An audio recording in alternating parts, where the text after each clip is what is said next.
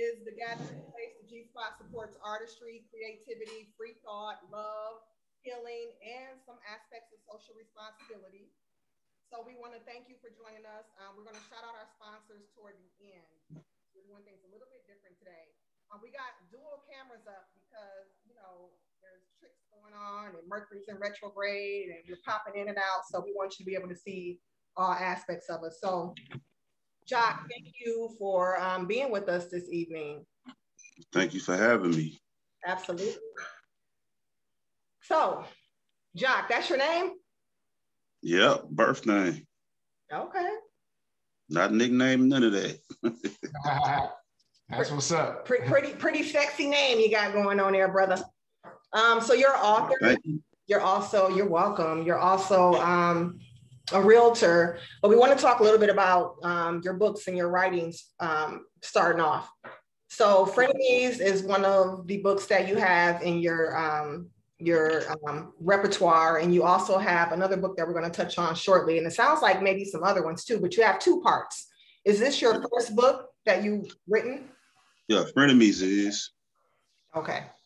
So just to backtrack, how long have you been writing, Jock? Let me see. I actually wrote Frenemies, I want to say in 2012. And it just took me a long time to put them out because I wrote it on paper, so I had to put them on the computer. And I ain't no quick typer.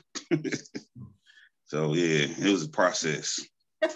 Did you have any help on creating this project? No, you know what it was is I was going to write a book on my life, but then I was like, since I never wrote anything before, I didn't know that you could just change characters and whatnot. So I took a part of my life and then I just kind of sculpted around that. Yeah, that's called realistic fiction. That's some of the best writing. And in this, I want to know, like, what pushed you to want to share this part, of your life with you? Because, I've been hip to the book, when it first came out, and and it's a live book, right, for people who either come from that life or know people who actually live that life. What made you want to share your aspect, from this life, with the world? Well, I guess like a lot of I used to be a Uber back in the day, right? And I ended up going through some stuff, and that's when I got into the streets real heavy.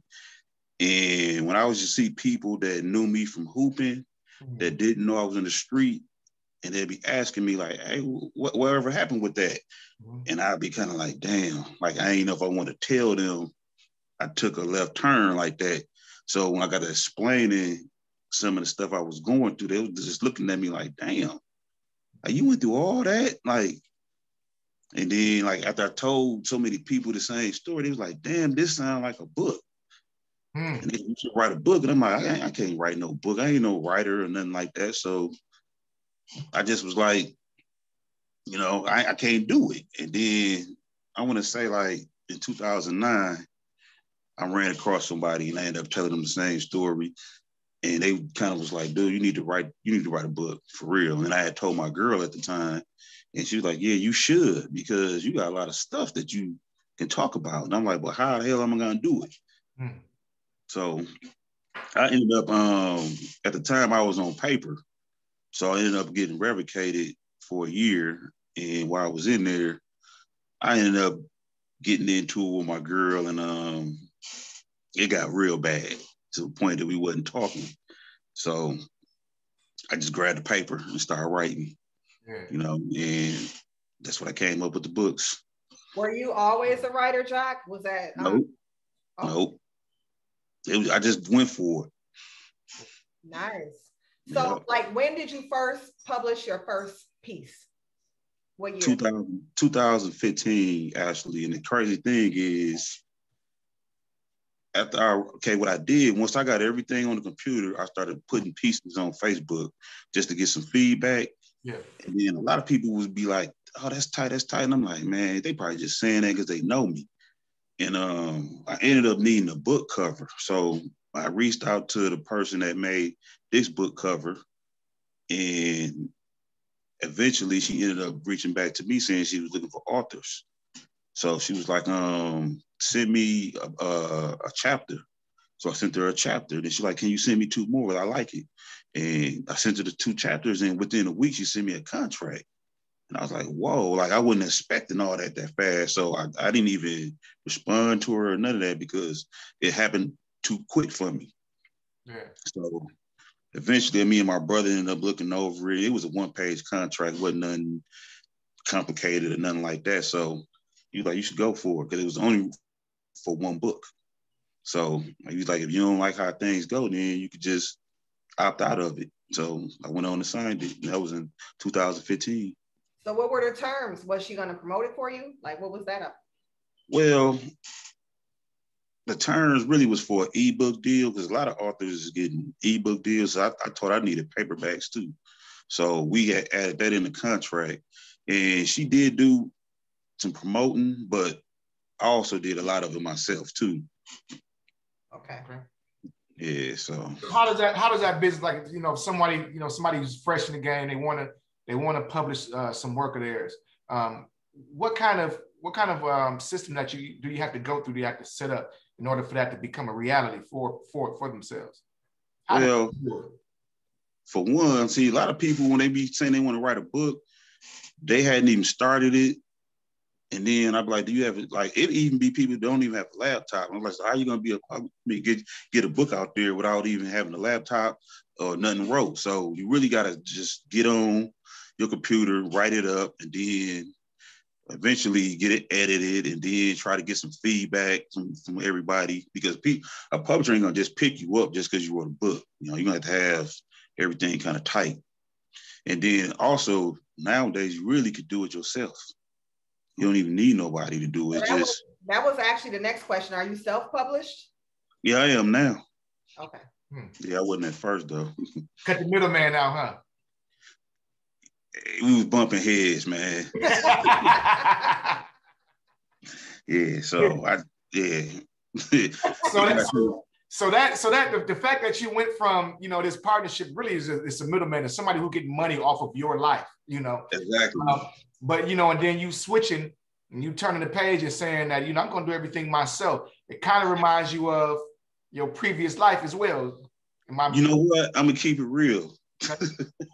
Okay, what ended up happening is when I came out with my second book, like I would always pay for my paperbacks, you know, so she didn't get no money off of that.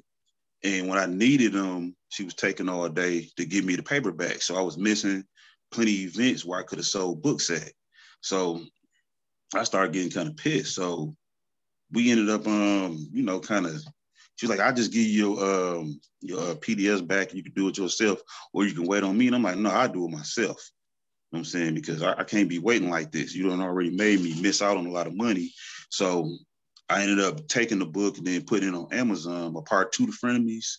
And then I want to say around Thanksgiving, a friend of mine had a friend that had a salon, and they was like, authors dropping some books off. So I was like, damn, I don't even have no part 1. All I got is part 2. So I had to reach back out to the publisher to get some part 1s, and wasn't responding to me. Wow. Damn, what the hell? Like, I'm paying for these books. It ain't like you giving them to me. All you got to do is send me an invoice. So I kept waiting, emailing, no response. So I ended up hollering at the assistant, and she didn't know nothing either. She's like, I don't know nothing.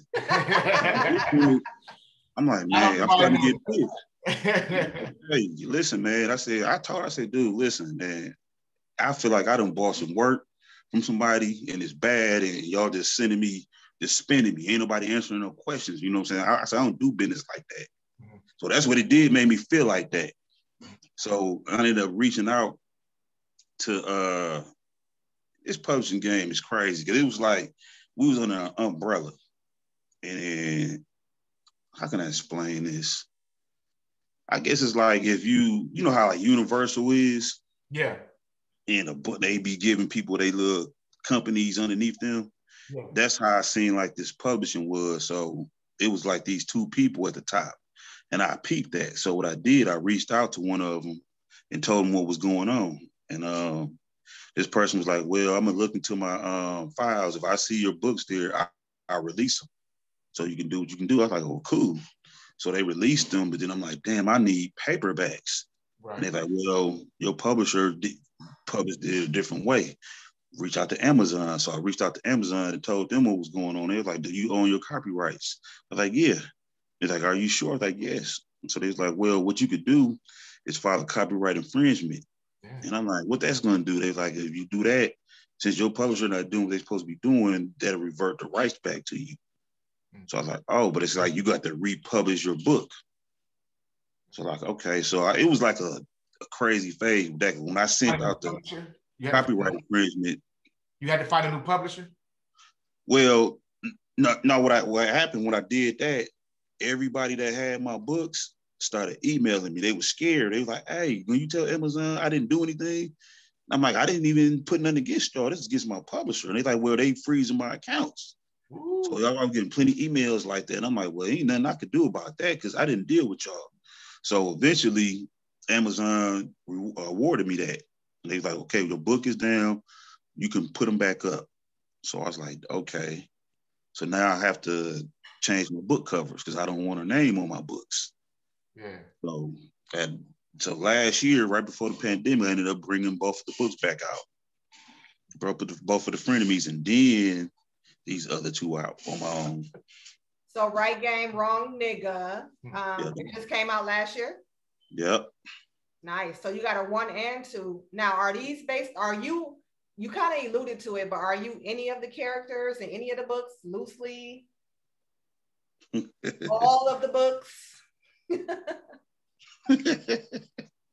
Yeah, I mean,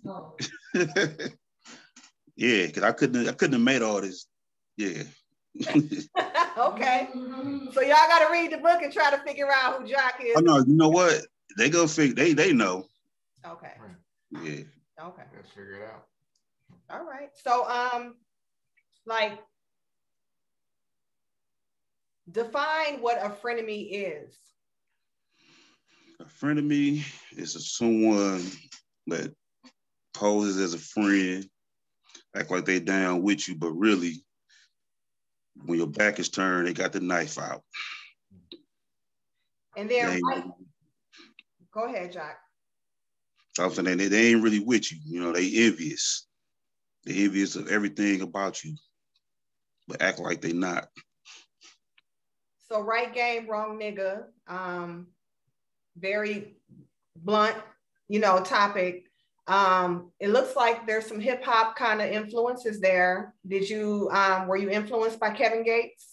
Yeah, because I'm originally from Louisiana, so yeah. Which part? Lake Providence. Okay. Lake Providence, stand up. Okay. So how long have you been in Milwaukee? I basically grew up here, but that's the influence. Yeah. Mm-hmm. Louisiana. Okay. Do you go back often? Yep. Okay. But shoot, that little ass town. It's not a little town, Louisiana. I got this photo of you by a memorial for George Floyd, and 2020 was a super crazy year. It sounds like you were successful in doing some of your own stuff, publishing. How do you think that year impacted you? Or what ways did you grow? Well, yeah, I guess I learned a lot about myself because when 2020 first hit, I was nervous as hell. I didn't know what to expect and really what I was going to do because, like I said, when I brought out Right Game, Wrong Nigga, the pandemic hadn't hit. So I had all these big plans of what I was going to do. So, like, after a couple of weeks, that's when we got hit. And I'm like, damn, like, I can't do no book signings. I can't do this, can't do that. So I kind of was like, I don't know. Like, it was kind of weird because I didn't know what to expect and how the year was going to go. But it actually worked out. And then really me and my brother, like, we talk a lot. Like far as like a lot of business moves I do, got something to do with him. I run them past him, and if I had some doubt with something, he gonna be the other side of everything as far as having me look at things in a different way. So it kind of helped me, you know what I'm saying? Which one of y'all is the older brother? Which one of y'all is the younger brother? I'm the older, but he do very, very creative one. Okay. Yeah. So it looks like you are also involved in other business endeavors. Mm-hmm. East Side and Beyond LLC. Talk to us about that. Oh, that's the real estate company I had formed in 2017. So that was like basically for an investment company and, you know, all things real estate. Okay. Have you always been business savvy, or is this part of like the game that you transfer over into your professional life? Yeah, I would say that. Okay. Yeah. And like-minded individuals as well. Huh? And like-minded individuals as well. Mm-hmm. I understand. So where would you purchase your first home? If you had an option to purchase a home anywhere in the world, where would you purchase your home, Jock? Probably would go in Atlanta or Texas. Atlanta or Texas? Yep. Okay.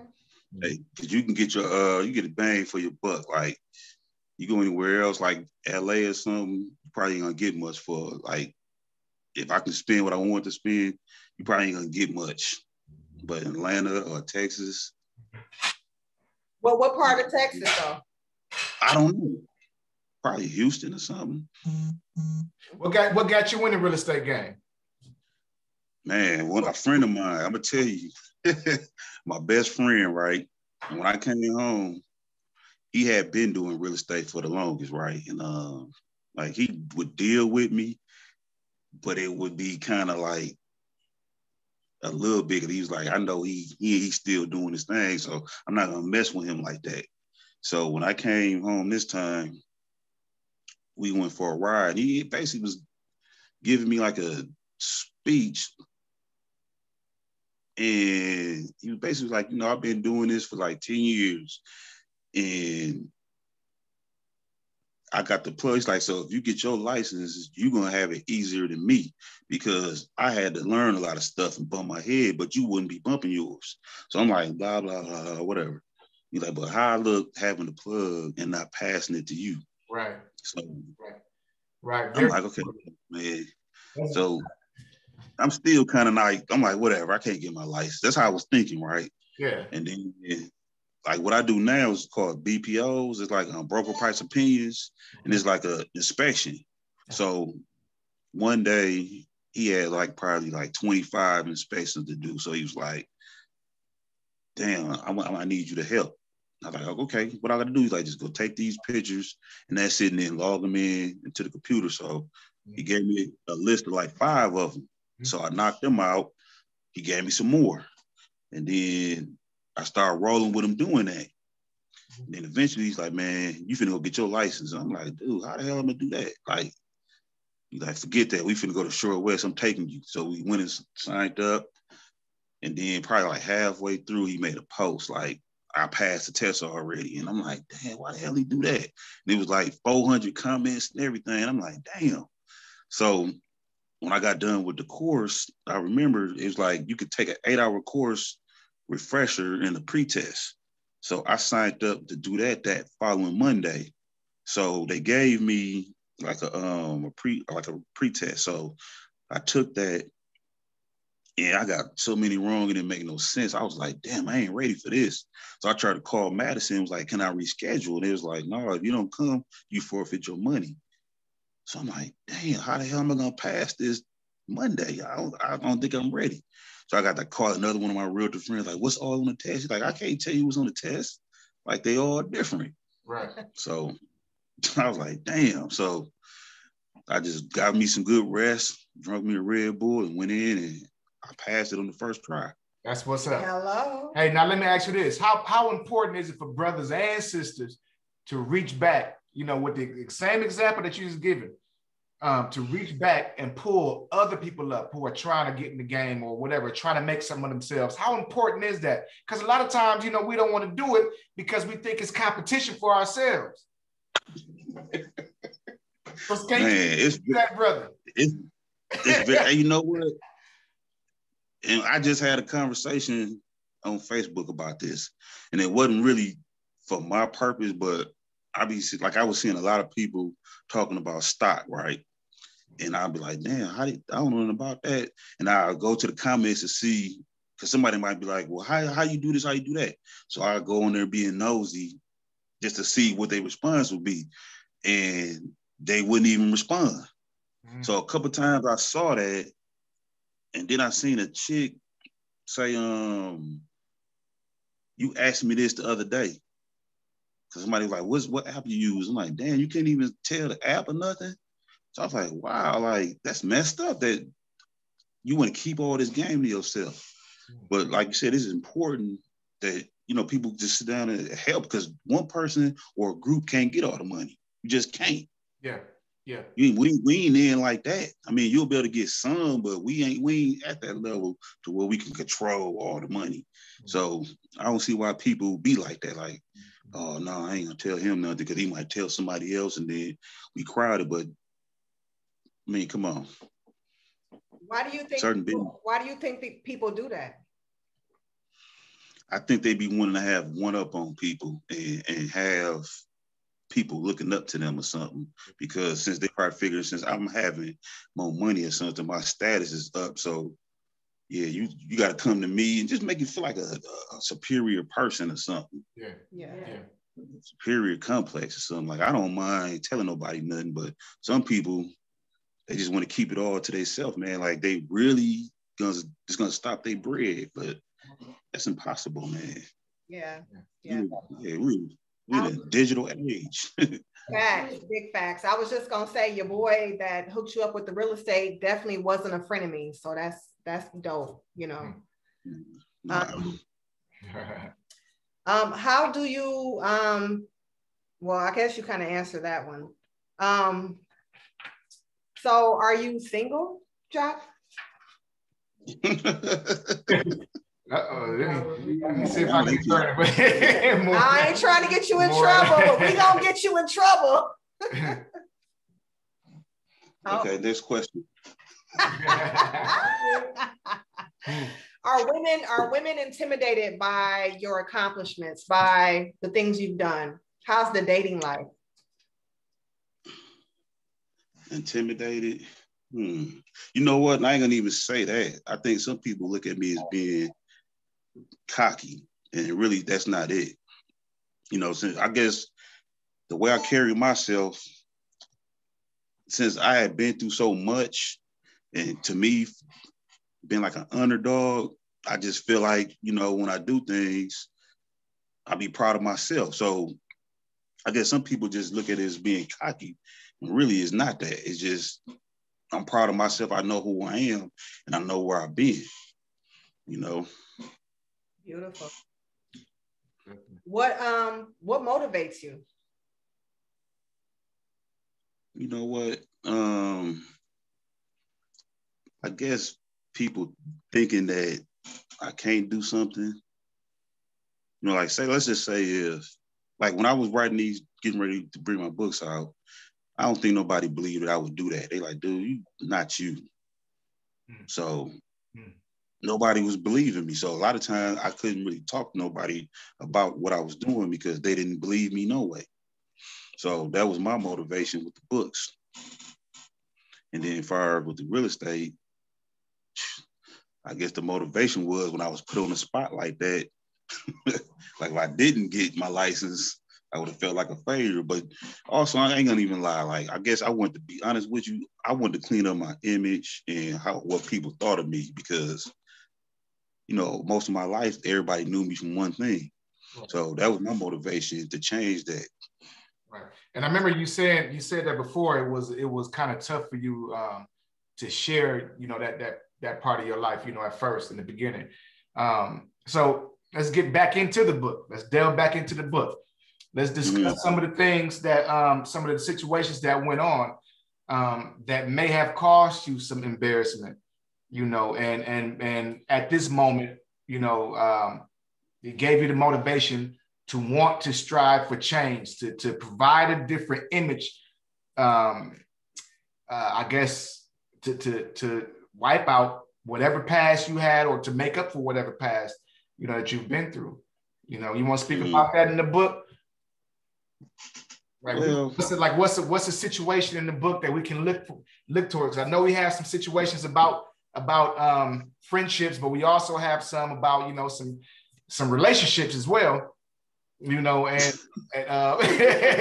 and how that surrounds around the entire business. So what's one situation that you think a person who hasn't read your book yet, something that'll hook them in, something juicy. Let me think, man. There was so much stuff going on in that book, man. Yeah. I don't want to give anything away. I want you to be the one that. I'm trying to think, because one thing, like, people probably don't know, like when I wrote this book, it was in 2010. So my brother is actually, like, he plays the character in the book, right? Okay. Yeah. As far as, like, when we was young, he liked the music, right? Yeah. He ended up being a producer and all that, but I was like, I didn't want him. I was trying to get him to stick with what I was doing. Yeah. And he wasn't really with that. Like, he'd do his thing, and then, like, damn, he ain't came back and did nothing with me. And he had some new stereo equipment. And I'm like, damn, you spending all your money on that, man? They ain't gonna make you no money. This, that. So that's in the book. Yeah. That's in the book, you know what I'm saying? So the crazy thing is, he actually stuck with that and got better. And I was kind of like, I don't know, I was like just trying to discourage him from doing that with the music. So did that strain your relationship? That going back and forth? No, you know what it was? He was one of my guys, he rapped too. So he was like, dude, you ought to listen to your brother, man. He called. I was like, man, whatever, man. He ain't gonna make no money with that. So one day I actually listened. I was like, damn, he is cold. Then I started noticing he started doing a lot of things with people, and he was messing with Eric Benet before he even blew up. Oh, wow. Yeah. So who's the younger? Who's your brother? What's his name? Who's the younger brother and who's the older brother? I'm the older one. He's younger. They call me okay. Phenix. Phenix is his brother. Yeah, he the older. He the youngest. Okay. I'm sorry. I'm distracted. I think I already asked that question. Got it. Yeah, he did. They got hyped about that when you say Eric Benet. He was a sex addict. Not how women are. Now they're trying to put the dots together. Now they're trying to figure out who your brother is. Yeah, man. You know how the streets. Speaking of the streets talk. Your post. Let me tell you. I want you to, because I have a family that comes from this very similar lifestyle, and it's been many times where thank God that we're all alive, that and we're free, but right. There's some situations that could have like kind of ended our lives, our livelihood. So you want to speak towards a situation, or you don't have to go into detail if you don't want to, but if you want to speak in general about some situations or a particular situation that almost cost you everything. Okay. Now this could be a move. Now I know the whole lifestyle can cost everything, but a particular move, man. In 96. Not 96. 96. Yeah, this was one of my worst years. I was up, man. In 96, anybody that's listening, I know what I'm talking about, but a friend of mine, like, we was all over their house, right? And I think it was King Prime or something. And we was out there probably like 20 deep.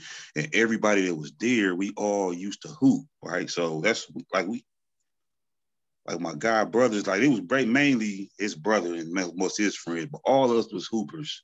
So that's how we all used to be. So it used to be a bunch of us, but some of us was in the street and some wasn't. So I remember pulling back up. I had busted a couple moves, then pulled back over there, and I remember standing there and listening to one of my guys tell another one that someone else should leave when something happened.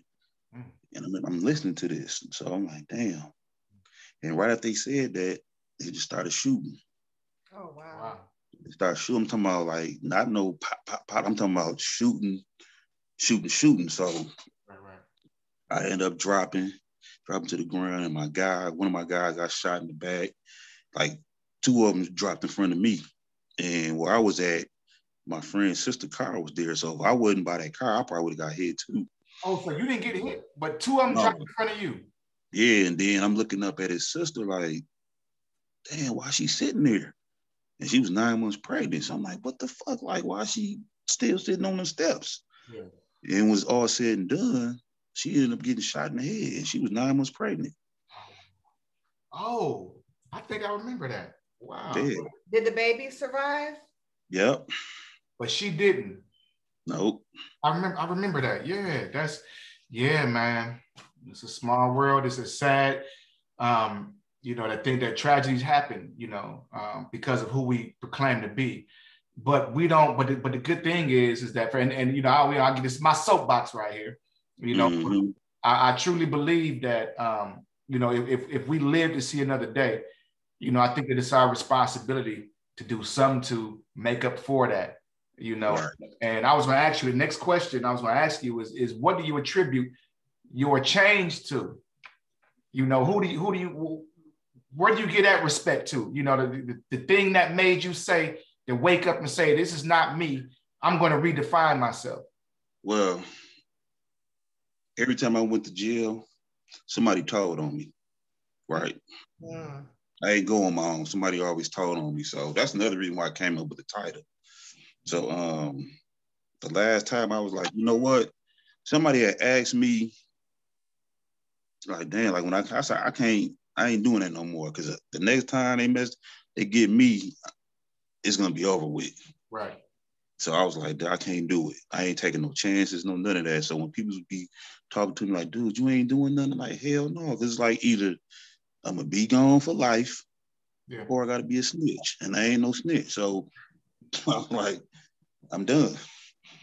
So what's the G code, Jock? What's the G code on snitching? Like, what's the rules? Man, to me, whatever you do, you gotta accept the consequences with it. Just like with me, when I went down, I could have did a lot, but I took that because that was me. Nobody else got caught. You caught me. Right. Mm-hmm. So I don't believe in bringing nobody else down with something that I got caught for doing. I'm not with that. Okay, yeah. I got you. Yeah. Well, I know you familiar with Freeway Ricky Ross. Yeah. And one of the controversial things he's recently talked about, in his interviews, is that basically snitching is a part of the game. At this point in time, with a federal conviction rate of what, 96%, something like that, and they have no evidence. They have no evidence to convict without testimony. It's a part of the game. So what do you think about that when people say, no snitching? What do you say about that? Because if you got 96% conviction rate, then that means the majority of the cases are snitch related. Right. You know what, though? I'm gonna tell you something. Even when going to jail. But they will lie. They will lie and say somebody snitched on you too. They will lie and do that shit. How about that? And guess what? I done heard cats that don't even be knowing a person. Like this, cats will jump on somebody's case. I just say they heard of me, but they ain't never met me. And they be like, oh, but they heard just enough. And they'd sit there and make up a story and they will believe it. And that'll be another charge on you. But as far as I go, I'm not even gonna lie. Like when I was young, I was naive to all of that. You know what I'm saying? Like I thought that everybody kept it gangster. Yeah. I really did. And there'd be some people that you would never think that to be snitching. So yeah, I was naive. You want to speak on your charges? Because there's some people on payroll, honey. Most definitely. Oh yeah. I didn't know that. Well, yes, I did. I just, like I said, I just was like, I'm not gonna do it. As far as my charges, dude. When I was 21, man, my first case, y'all ain't gonna believe this, but I was facing 60 years. Oh. For my drug case. What's that, a murder? On a drug case? Yeah. Oh, that's kingpin. You got what, you get a RICO? Nah. Years. That's what my charge was, man. They was giving out 60 years without a RICO charge? Yeah. Wow. Was this Louisiana, Jock? No, this was here. Oh, this was in 96. I'm giving out that time. That case that remember I told y'all about what happened in 96 about the shooting and all that? Yeah. I caught a case that day. I had some money in my car and a little bit of work, right? Yeah. So when the police, I didn't leave the scene because I had 2 cars there and I had the money in one of them and the top was down. So I was like, if I leave, they're going to take my money. So I just waited for them to get done doing their little investigation. And I was the one that made the phone call. I didn't get shot. So when my friend cousin was like, she came and got me, was like, police want to talk to you. Like, for what? She's like, cause you the one made the phone call. And I'm like, damn, like, I ain't trying to talk to them. And everybody's like, well, you should be good because your cars wasn't in front of the scene. So when I go down there, as soon as I get kind of close to the house, the police was like, can we search your car? I was like, hell no, search my car for what? Ain't no bullet holes, nothing in it. Nah. So they searched it anyway. That was against the law. Yeah, so they searched it. Hindsight at the same time, when they find it, even when they find it in court, but you need a search warrant, if I'm not mistaken. I don't know. No, yeah, you do. You do. That's the truth. You do. That's the truth. But they still charge them. They still book me. Yeah. Look in the back seat, grab that bag, the money and all that, and they charged me. And then what they did is when they was showing the homicide scene, they was tying it into me. Yep. Probably had gang written all over it. Yeah, so when I got down there, see, I didn't know that my guy's sister had died. I didn't know that. Yeah. So they was sweating me, trying to, ask me what was going on. I'm like, I don't know what's going on. So they're like, well, the girl is dead and this, that, and that, and it's your fault and this, and that. I'm like, what? Like, yeah. I didn't know that. Like, and I'm like, but I don't, like, I guess they were thinking that I did something that caused all that. Mm-hmm. And I'm like, I'm not from over here. I'm off the east side. I just knew these guys over here, but this not my hood. So I ended up bailing out on that case. So when I bailed out, I ended up getting set up for the charge that I was facing 60 years with. So that's why I was facing 60, because of that other case. And then I had the same judge on both cases. So when I went in on the first one, we ended up beating it because it was an illegal search and seizure. Right, okay. So, but they got me on the second round. So they made sure they had some kind of backup to make sure they got you either way, or tried to get you either way. Yeah. Somebody got to pay for it. Huh? Somebody got to pay for it. That's how they think. Yeah, because they was like, y'all, it's y'all fault that happened. Yeah. That's why they came at me. Yeah. Yeah. Somebody got to pay. Yeah. And they don't care as long as you black, and you a man, they'll take you, honey. Mm-hmm.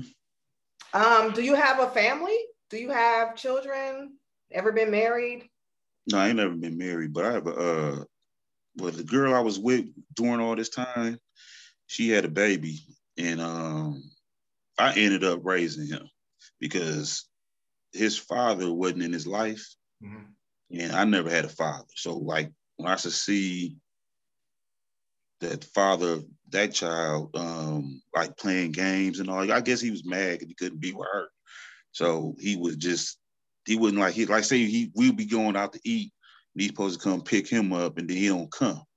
And then I'm like, damn, like after a while, that kind of messed with me because I'm like, damn, like I know what that's like. So I was like, I just told him, like, I got you, man. Like, you ain't got to worry about dude. And I raised him.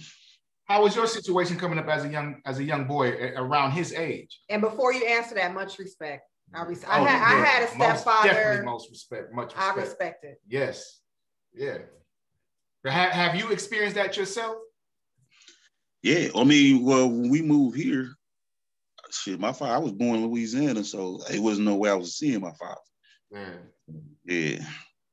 I mean, it was kind of crazy because my brother and sister, they seen their dad, so I didn't. So I was like, damn, like, okay, he used to fuck with me on that tip. I'm like, damn, I don't even know my pops. Yeah. So, did you feel like you was a different person from the rest of your siblings? Did you feel any? Yeah, I'd be real jealous. I ain't gonna lie. Yeah, I'd be jealous. Yeah.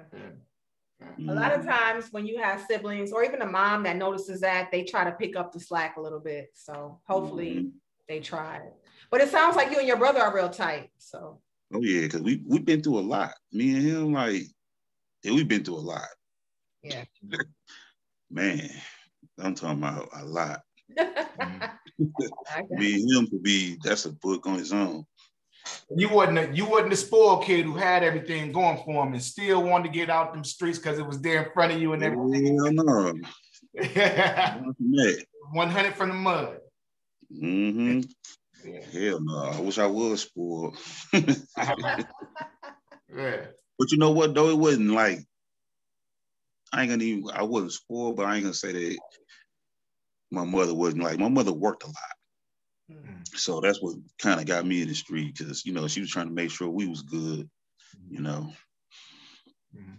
How does she feel about what you've done? Your books, those publications?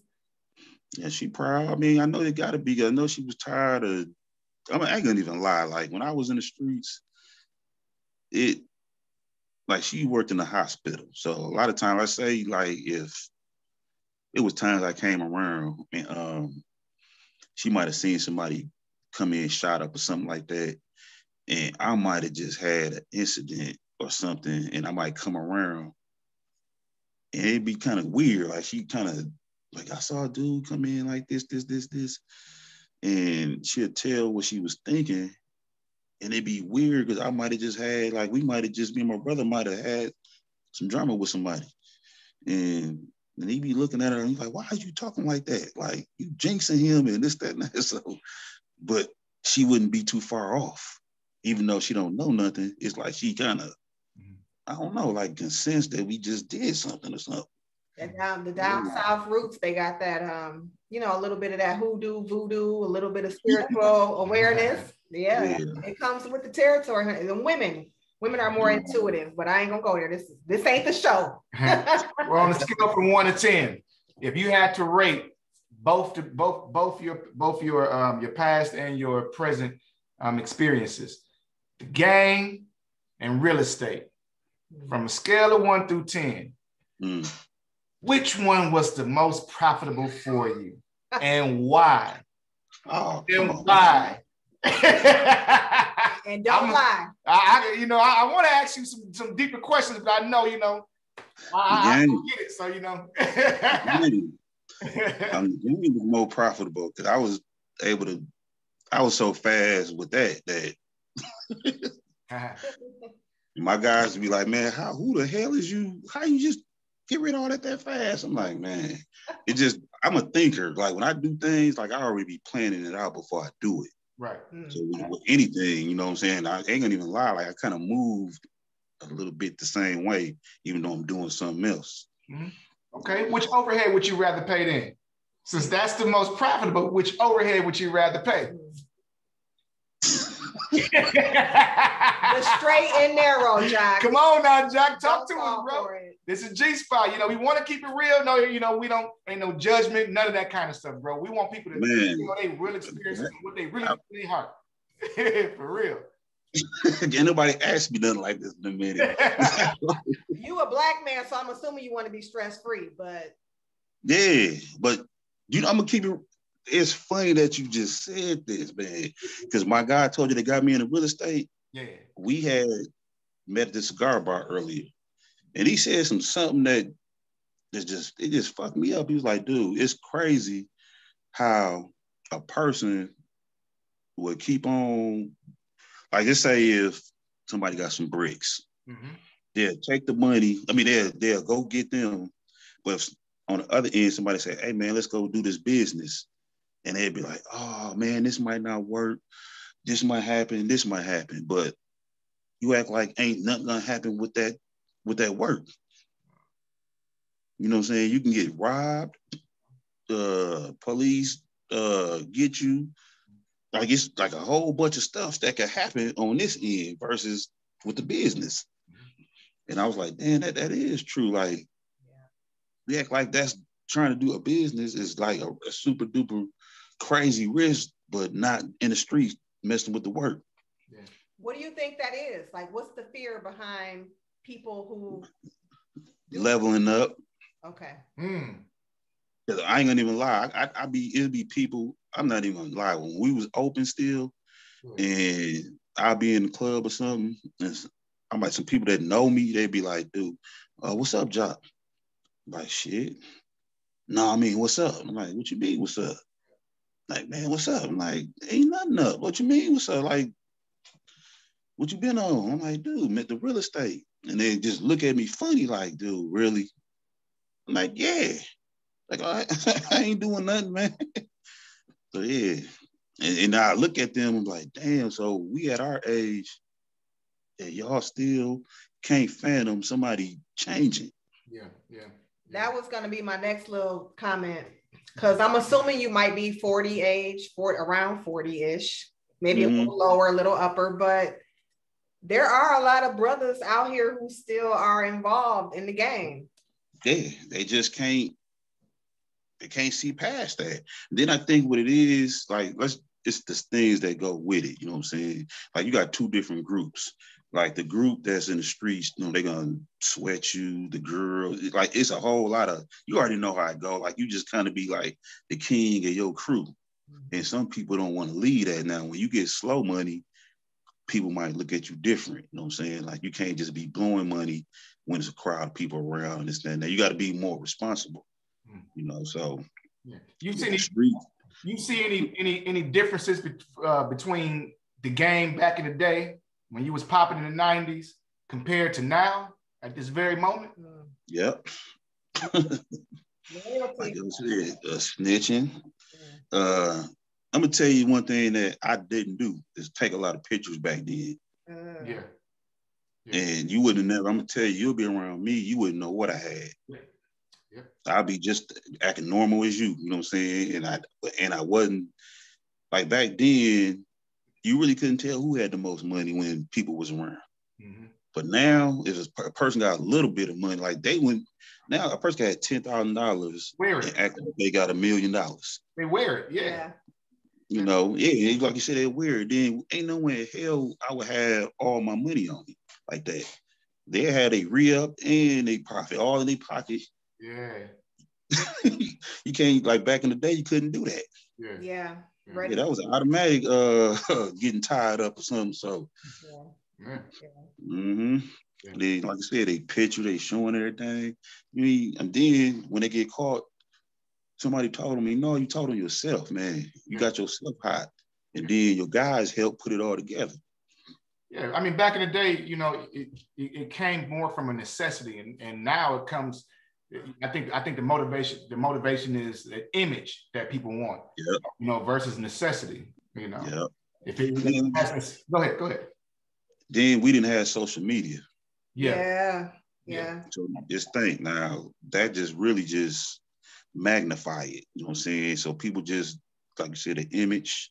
They want everybody to look at them a certain way, like they famous or something. Or that social media just really just, and I done seen people that's older go out like that. Like, damn, I'll be looking at them like, dude, you know, we didn't come up like this, showing off everything. And yeah, it's a whole different code of ethics out here now. I know a couple of them, honey. 44. I'm like, really? You still acting 24? Okay. Yeah. So, brother, what's some next steps for you? What's some next things going on in your life that, you know, some things that you want to go forward with, you know, with whether it be the book or, you know, real estate or any other kinds of business ventures that you got going on? What's some things that you can share with the people? Oh, well, Phenix 3, I'm finna have that coming out soon. Because our last book, the last part 2 came out in 2015.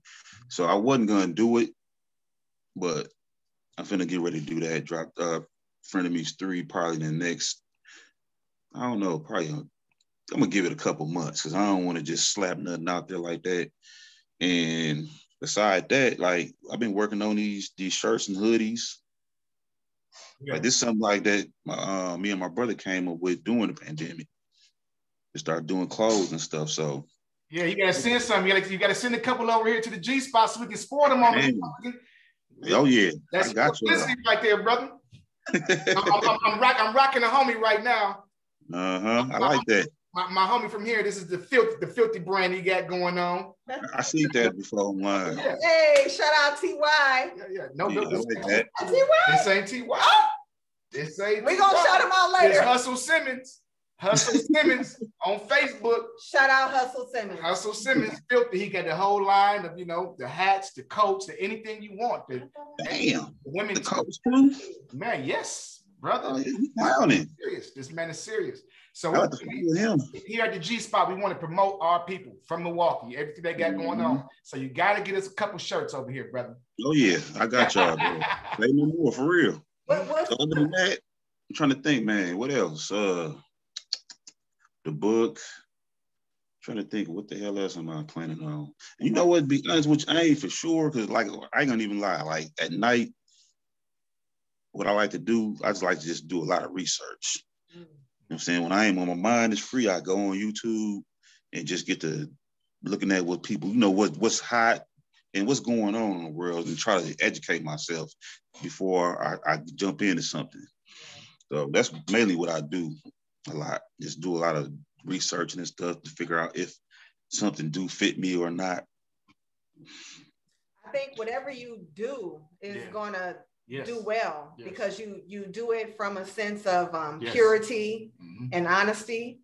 And so when anybody does things from that stance, I think there's truth to it and it does well. So I wish you well on that. One quick question. Any Black gangster love books coming out for the ladies? You know what? Yeah, I might have to do that. I ain't gonna even lie. I might have to do that. Okay. It's just a matter of I got to figure out what I want to write about. That's all. Yeah. I'm sure you got some stories to tell, Jock. All right, before we get out of here, Jock, any last minute plugs, any last minute thoughts, ideas you want to share with people, or people who may have experienced similar things to you, or maybe aspiring to do the things that you're doing? All I can say is, man, don't give up and basically just reach out to people. Like I said, like we were saying earlier, sometimes people don't want to share stuff, but if you keep on reaching, you'll run across somebody that would. Yeah. You know, just like I ain't gonna lie, been people that reach out to me probably wouldn't even think that I would help them. They be like, how you write a book? And I just tell them everything. And they be like, damn, like, oh, thanks. But what I owe you, like, you don't owe me nothing. Yeah. No, I'm just, I want to see you do, if you really want to do this, here go the game, because I know how it is. People just ain't gonna tell you everything. Yeah. So basically just reach this, stay focused, don't give up. And just follow your dreams, pray. Most definitely. I think it's beautiful. That. Yeah, absolutely. Yeah. And actually, we're going to have somebody on soon that you've actually helped. So we can be a testament to that. My niece, Crystal. So she'll be on shortly. Not today, but she'll be on the next couple of weeks. And she's written a book. So thank you for supporting her. And thank you for supporting the culture. We love you. We appreciate what you're doing. We wish you well. We want to bring you back. For other shit, because we got all kinds of shit going on over here. But I appreciate your honesty, Jock, and I absolutely wish you the best. And guess what? What? Some of this stuff I hadn't told nobody. Whoa. That's what we do at the G-Spot. At the G-Spot, baby. We bring out the real. Yeah, appreciate that, brother. Yeah. For real. Yep. Your story is helping a lot of people out here right now. I'm telling you, at this moment, the people who are viewing and looking and comparing and seeing how, even if they weren't in the dope game, in any kind of hustle, whatever they were a part of and struggle they came from, your story helps them to tell theirs, like you said, and to feel confident to be greater, Right. So we appreciate you, brother. For sure. I appreciate y'all having me. Yes, sir. If anybody wants to grab books, contact you, do you have social media? Anything you can plug right quick? Buy houses from them. Yeah. Hey, they can either follow me on Instagram at Joccity. I have another author page, Author Jock, and my Facebook, Joccity Phenix, or they can go on Amazon and just put the titles in, and they can get them from there. They don't want to get them from me. Okay. Either way, y'all support this brother. He's doing major things in a beautiful way. And so we want to definitely support all of our people. Shout out to our sponsors at G-Spot, at T.Y. Little. T.Y., you need to drop some shirts and some gear or something over here so we can wear it on the show, okay? FinalCutMultimedia.com if you want to get some shit done, visuals, video, etc. At my main man, Bo Black. Bo, we'll see you very soon. And we have Protect the Hearts clothing line. Derek Marks over there making moves. Check him out. He's on Facebook. He also has Protect the Hearts, a website as well. So you can probably Google Protect the Hearts to get the website. I don't have it offhand. Another Quality Lifestyle in the building too, Andron Lane. Thank y'all for supporting and just being a part of the whole movement. Again, we want to support creativity, artistry. We want to be real, talk about real shit, and just really try to give the people an honest view of life. So check us out at gspotme.com. It ain't always up to date, but Chris has a great article on there. My girl Azizi just wrote a recent article. Bo has tons of articles. I have a couple. You can also check us out at gspotme on Instagram and Facebook and YouTube. That's where you'll find us. We have a store on Etsy. Check us out there. We're doing tarot, or we doing like Jock's mama, okay, honey? We got some foresight around here. Yeah. Okay. But y'all check us out. We love y'all. We'll see you next week. Next week we have, hold on, let me tell y'all who we got next week. Next week we got Bilal. We're gonna holler at Bilal. He's from Milwaukee, but he's doing some major things globally. So he has the Miracle Comeback. We're gonna talk to him about what that is, what he's doing, beautiful things. Jock, we wish you the best. We thank you so much, brother. Okay. Take care. We'll see you soon. All right. Peace. Peace. Peace and love, baby.